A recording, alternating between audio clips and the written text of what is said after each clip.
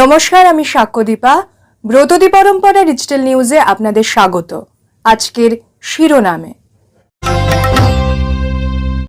নজরে মালদ্বীপ লাক্ষাদ্বীপ বিতর্ক, পৌষ শেষের জনজাতি উৎসব বাঁধনা পরব, কৃতি বাঙালিতে খুঁজব বিজ্ঞানের মণিমাণিক্য।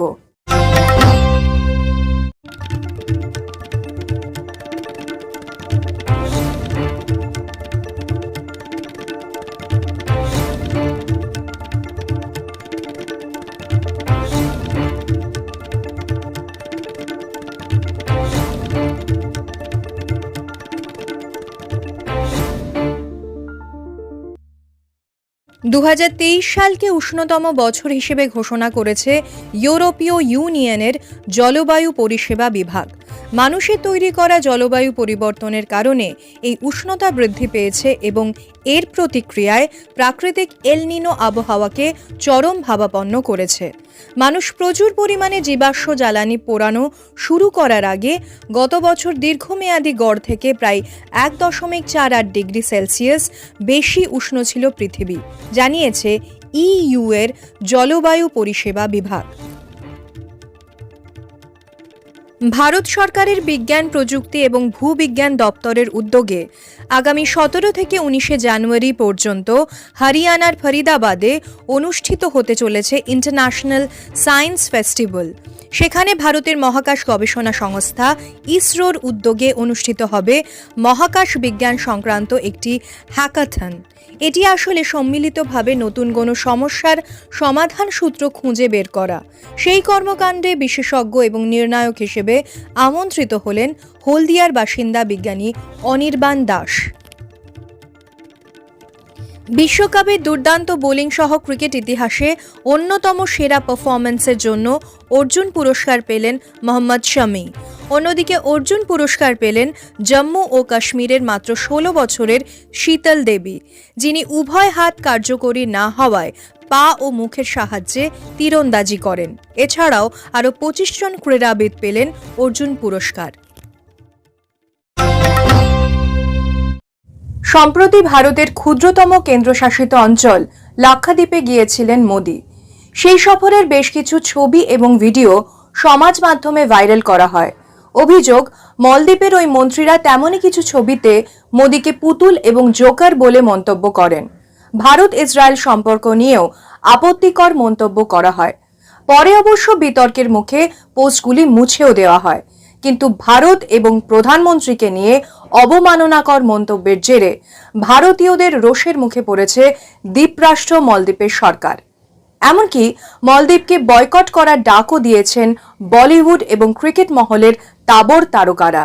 মলদ্বীপ না গিয়ে ভারতীয় দ্বীপগুলি ঘুরে দেখার আবেদন করে গলা মিলিয়েছেন তারা।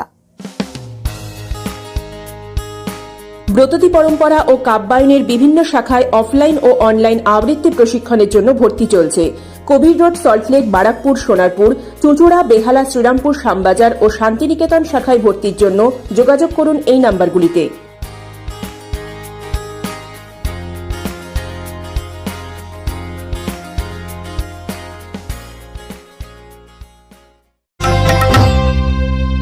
বাঙালির প্রচলিত উৎসব ও পুজো পার্বণগুলো বিশ্বায়নের প্রভাবে যেমন বহু পরিচিতি পেয়েছে, তেমনি তার নিজস্বতা হারিয়ে ফেলেছে। কিন্তু এই বাংলারই একটা অংশে এমন কিছু পরবের প্রচলন আছে যেখানে প্রকৃতির সাথে মানুষের মেলবন্ধন উদযাপিত হয়ে আসছে। ঝাড়গ্রাম, মানভূম সহ গোটা রাঢ় বাংলার সাঁওতাল জনগোষ্ঠীর বাদনা শহরায় এমনই একটি পরব।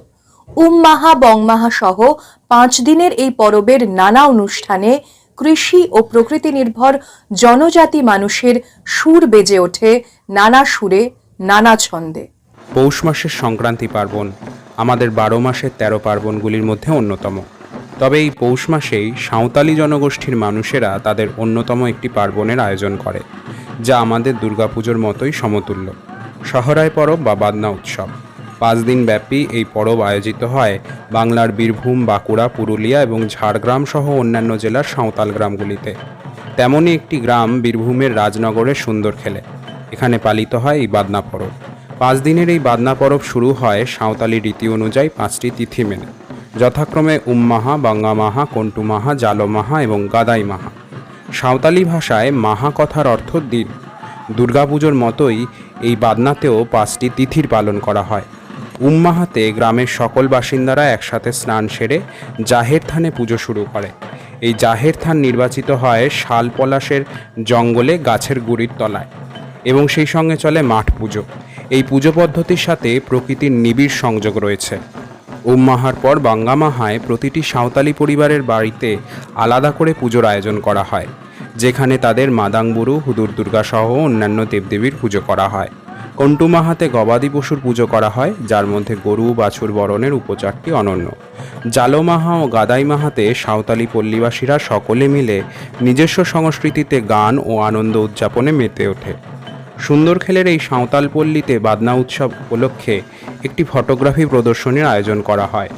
ডি গ্রোথের উদ্যোগে স্থানীয় যুবক প্রশান্ত মুর্মুর তোলা গত বছরের বাদনা সহরায়ের ছবি দিয়ে এই অভিনব প্রদর্শনীটি করা হয়েছিল, যা গ্রামবাসীদের মধ্যে আনন্দের মাত্রা কিছুটা বৃদ্ধি করে। এই বাদনা পরবটি সাঁওতাল অধ্যুষিত প্রতিটি গ্রামেই অনুষ্ঠিত হওয়ার একটি নির্দিষ্ট সময় আছে, যা কৃষিকাজের সাথে জড়িত। মূলত বাংলা বছরের কার্তিক মাসের পর জমি থেকে নতুন ফসল কাটা হয়ে গেলে এই পরবের সূচনা হয়। এই রাঢ় বাংলার অঞ্চলভেদে সাঁওতাল গ্রামগুলিতে নির্দিষ্ট তিথি মেনে ধান কাটার পর কালী পুজোর পর থেকে পৌষ সংক্রান্তি পর্যন্ত সময়কালের মধ্যে এই বাদনা আয়োজিত হয়। কিন্তু বিগত কয়েক বছরে আবহাওয়া পরিবর্তনের কারণে পর্যাপ্ত পরিমাণ ফসল উৎপাদিত হচ্ছে না এবং কৃষিকাজের সময়চক্রের ব্যাপক পরিবর্তন ঘটছে। তার সঙ্গে জড়িত এই বাদনা পরবের উদযাপনেও কিছু প্রভাব পড়েছে। তাই গ্রামীণ প্রকৃতির মাঝে অবস্থিত জনজাতি মানুষের এই ধরনের পরবগুলি আর কতদিন নিজস্বতা বজায় রেখে টিকে থাকবে তা সময় বলে দেবে।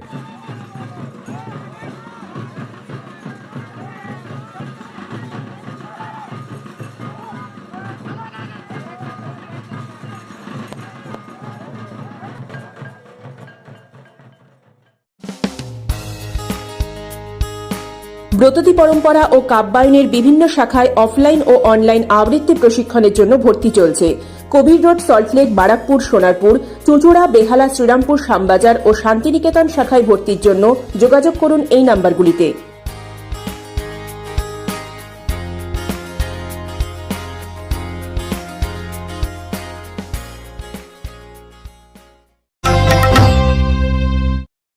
তিনি মনে করতেন বিপুল এই মহাবিশ্বে কেউ একা নয়, প্রত্যেকে জুড়ে আছে সৃষ্টিকর্তার সঙ্গে।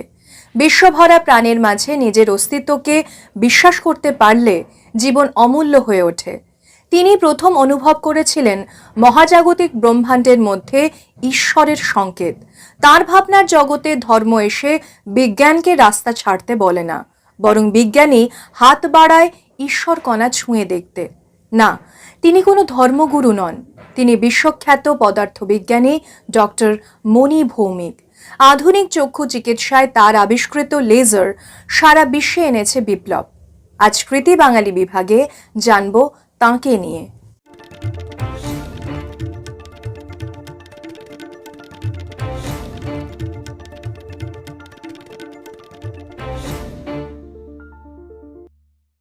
আজ কথা বলছি বিশিষ্ট পদার্থবিজ্ঞানী মণি ভৌমিককে নিয়ে, যিনি প্রদীপের আলোয় পড়াশুনো করেই কলকাতার স্কটিশ চার্চ কলেজে ভর্তি হয়েছিলেন। সান্নিধ্য পেয়েছিলেন বিশিষ্ট বিজ্ঞানী সত্যেন্দ্রনাথ বসু। পাড়ি দিয়েছিলেন সুদূর আমেরিকায়।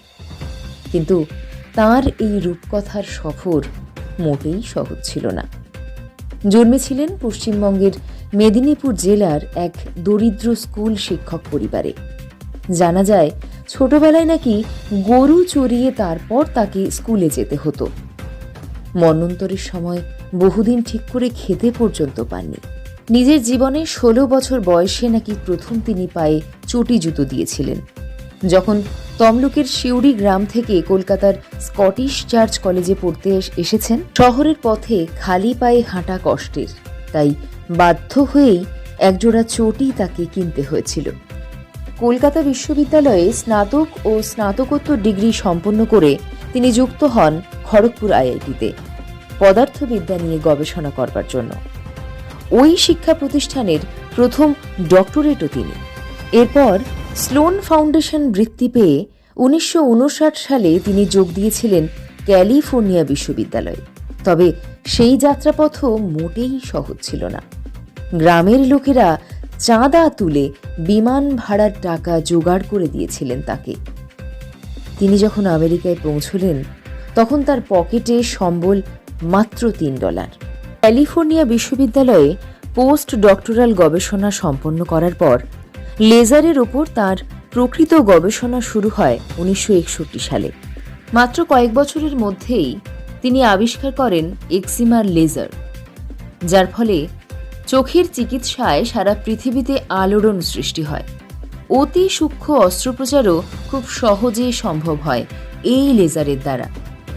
তিনি বলছেন, লেজার রশ্মি প্রাথমিকভাবে সামরিক বাহিনীর ব্যবহারের জন্য আবিষ্কৃত হলেও পরে তা দিয়ে লেজিক নামে এক চোখের অপারেশন শুরু হয়। ওই অপারেশনের মাধ্যমেই দৃষ্টিশক্তি পরিমার্জিত করা যায় খুব সহজেই। চশমা বা কন্ট্যাক্ট লেন্স ব্যবহার করার আর প্রয়োজন হয় না। এখনো পর্যন্ত প্রায় 15 মিলিয়ন মানুষ ওই অপারেশন করিয়েছেন।